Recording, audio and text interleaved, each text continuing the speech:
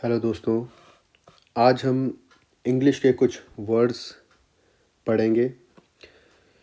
English ऐसे भी day to day life में हमारे लिए बहुत इम्पोर्टेंट है। इसकी वोकेबलरी जो है बहुत ज़्यादा वास्ट है, जो कि इतनी याद नहीं रह सकती और एग्ज़ाम्स के लिए बहुत ज़रूरी होती है।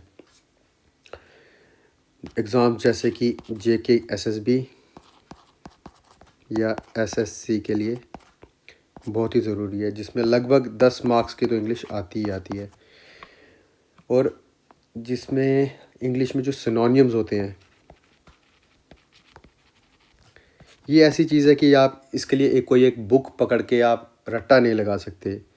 इसका सबसे अच्छा सलूशन है कि अगर आप इन वर्ड्स को डेली 5 या 10 वर्ड्स को अगर आप डेली रिपीट करो, उनको पढ़ो उनको रिवाइज़ करो, तो इससे आपकी प्रैक्टिस जो है वो कंटिन्यू रहेगी, आपकी वोकेबलरी बढ़ेगी, बहुत अच्छी होगी और आप एग्ज़ाम्स के लिए कंटिन्यूसली तैयारी कर सकते हो।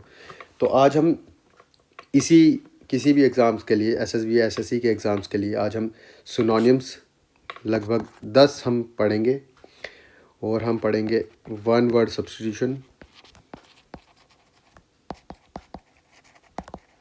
लगभग ये भी हम 10 करेंगे और अगर टाइम मिला तो हम आइडम्स या जिनको फ्रेजेस भी बोलते हैं,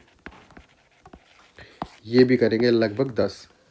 ठीक है, ये मैंने जो सीरीज़ है इंग्लिश की इसलिए स्टार्ट की है क्योंकि एग्ज़ाम से जब भी इंग्लिश का कोई भी एग्ज़ाम आता है, उसमें जो इंग्लिश के वर्ड्स हैं हम एक ही बार में रट्टा नहीं लगा सकते।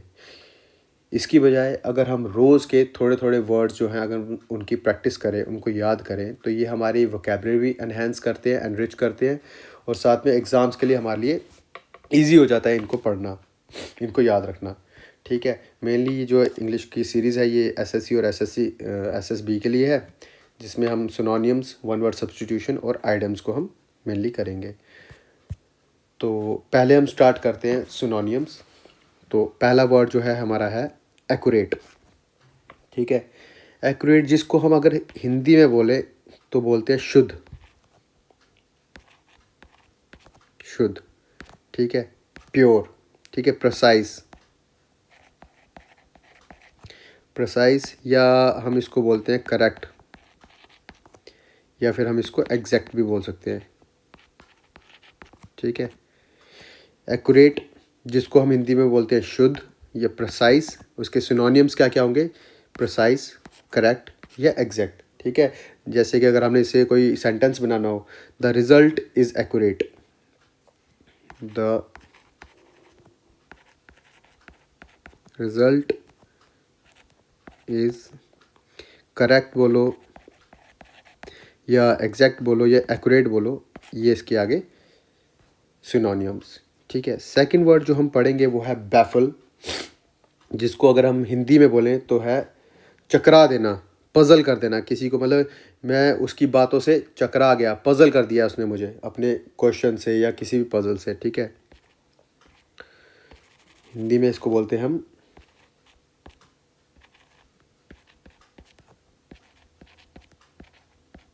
चकरा देना।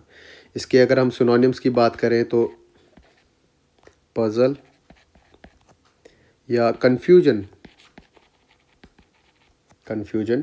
या परप्लेक्स, इसका मतलब ये होता है कंफ्यूज कर देना या चकरा देना या पज़ल कर देना। ठीक है, परप्लेक्स का भी यही मतलब होता है।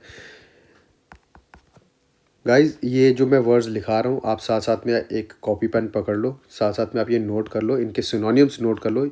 इससे क्या होगा कि आपको ये वर्ड्स तो याद रहेंगे, साथ ही साथ जो इनकी ये सिनोनिम्स हैं ये भी आप नोट करके रख लो, ताकि आपकी वोकेबलरी भी जो है वो एनहेंस होती रहे। थर्ड जो हमारा वर्ड है वो है केओस। केओस मतलब अराजकता, अराजकता। ठीक है, इसको हिंदी में बोलते हैं अराजकता, या फिर अगर इंग्लिश में इसके सिनोनिम्स अगर हम बोलें तो पहला वर्ड होगा डिसऑर्डर। डिसऑर्डर फैला देना। ठीक है, जैसे अभी ईरान और यूएस का जो वार हो रहा है, जिसकी वजह से पूरा जो सिस्टम है वो डिसऑर्डर हो गया, केओस फैल चुका है। ठीक है, मिडल ईस्ट में। ठीक है, दूसरा अगर हम इसका बोले अगर हम सिनोनिम तो हम बोल सकते हैं टर्मोइल।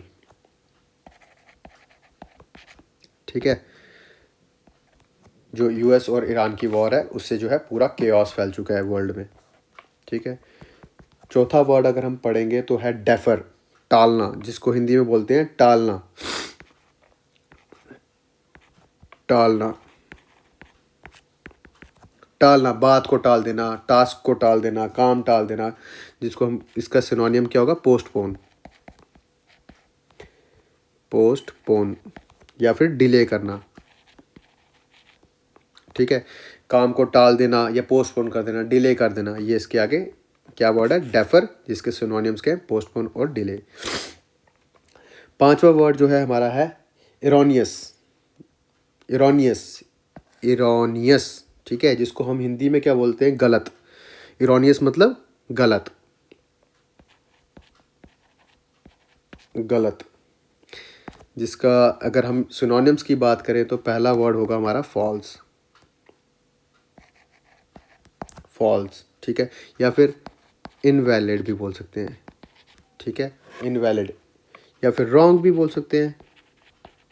ठीक है, फॉल्स, रॉन्ग, इनवैलिड या इनएक्यूरेट भी बोल सकते हैं।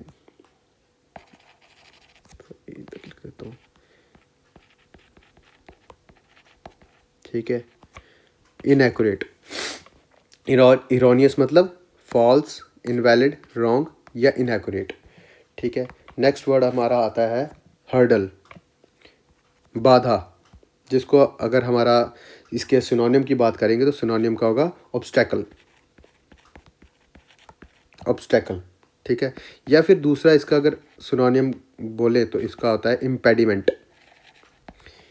इम्पेडिमेंट, ठीक है, इम्पेडिमेंट। नेक्स्ट वर्ड है हमारा प्रोडिगल या प्रोडिजल, जो भी बोल सकते हैं, जिसका मतलब होता है फिजूल खर्ची करना। फिजूल खर्ची मतलब प्रोडिगल। जिसको हम सिनोनिम्स की बात करें तो सिनोनिम्स क्या होंगे? वेस्टफुल, वेस्टफुल, ठीक है, लैविश या एक्स्ट्रावेगेंट। एक्स्ट्रावेगेंट, ठीक है।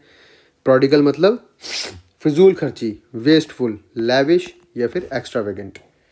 नेक्स्ट वर्ड हमारा आता है अचीव। अचीव बड़ा सा कॉमन सा वर्ड है ये। अचीव करना, कुछ भी अचीव करना, कुछ भी पाना या अकॉम्प्लिश करना। अकॉम्प्लिश करना या सक्सीड करना। सक्सीड करना, ठीक है, अकॉम्प्लिश या सक्सीड या फिर अचीव करना। नेक्स्ट वर्ड हमारा कैटेस्ट्रोफी। कैटेस्ट्रोफी, जिसको हिंदी में हम बोलते हैं शायद आपदा। आपदा हिंदी में बोलते हैं आपदा, या फिर इसके जो सिनोनियम्स हैं वो क्या है? कैलेमिटी।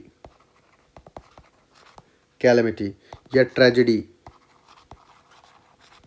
या फिर हम इसका अगर, हाँ, डिज़ास्टर। ठीक है, इसके सिनोनियम कैटेस्ट्रोफी का क्या है सिनोनियम? कैलेमिटी, ट्रेजेडी या डिज़ास्टर। लास्ट हमारा जो सिनोनियम आज का हम करेंगे वो है कंडेम, निंदा करना। जैसे कि आपने इंटरनेशनल पॉलिटिक्स में सुना होगा, कोई भी स्टेटमेंट ट्रंप देते हैं तो उसकी स्टेटमेंट को कोई और निंदा करता है उसकी, या पॉलिटिक्स में आपने सुना होगा कंडेम करना, निंदा करना। इसका सिनोनियम क्या होगा? क्रिटिसाइज करना,